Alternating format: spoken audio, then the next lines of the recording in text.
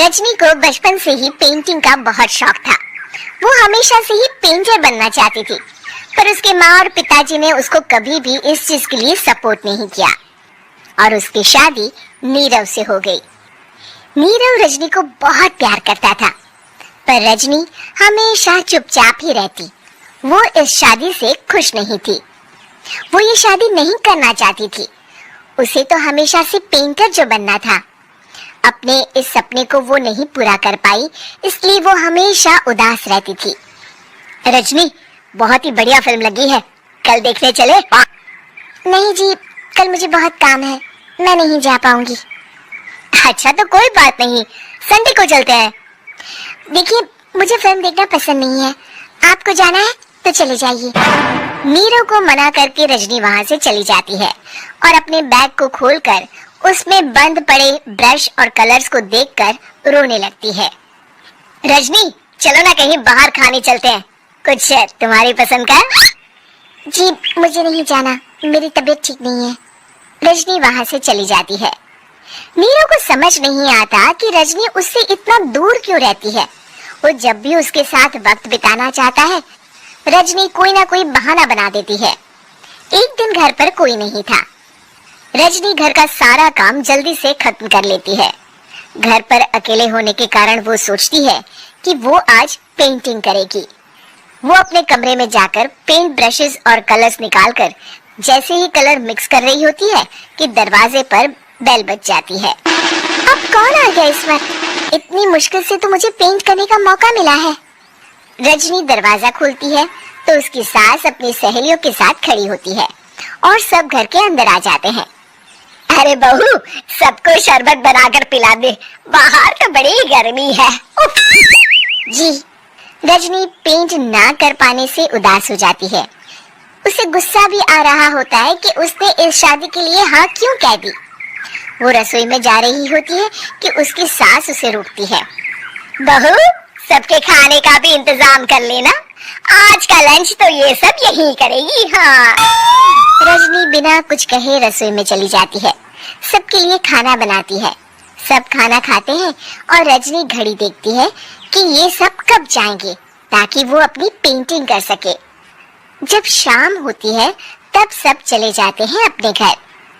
अरे बहू, सब तेरे खाने की तो बहुत तारीफ कर रहे थे, सबको बहुत अच्छा लगा खाना। आपको मुझे सुबह बताना चाहिए था ना कि आपकी सहेली आ रही है। पता भी है कितना वक्त लगा सारा खाना बनाने में। अरे बहू, तू ऐसे कैसे बात कर रही है मुझसे?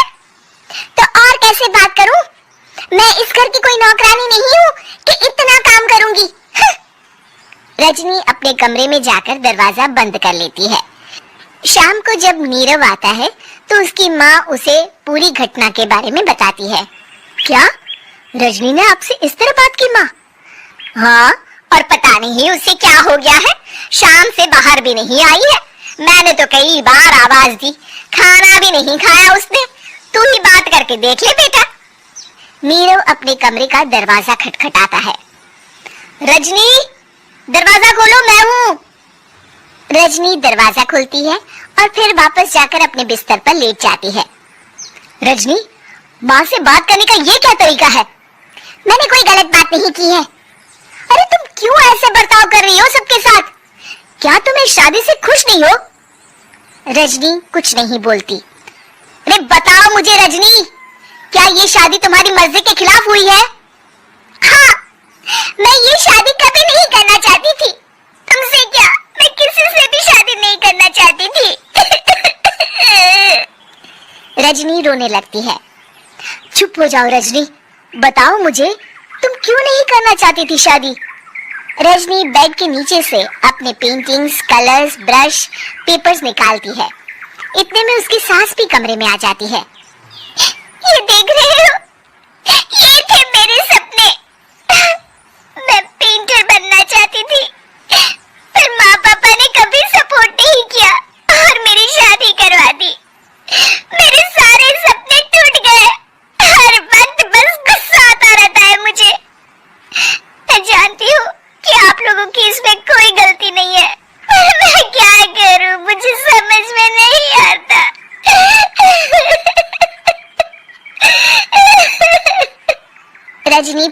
फूटकर रोने लगती है।